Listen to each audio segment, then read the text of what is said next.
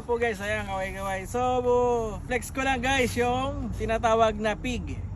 So, ito po yung puno ng pig guys, ayan. So, kung makikita nyo guys, yan yung mga bunga nyo guys. Diba? So, ito yung maliliit. Tapos yung ito, dyan yung makikita na indicator na yan ay hinog na. Medyo ma-violet na siya guys. Ayan. So, ayan guys. Suka tayo guys ang isa. Ayan. Taste test natin. Ayan. Ayan guys. So ito yung pig. Ayan. So taste test natin na. So yan yung pinakaloob niya guys. Oh. Ayan.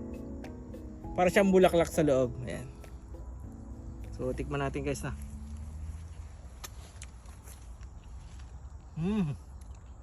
Tamis. Tamis guys. Malinamnam talaga guys. So mahal to guys ha. So 350 pesos siguro. 4 na peraso. So di ba? Guys oh, ubusin ko.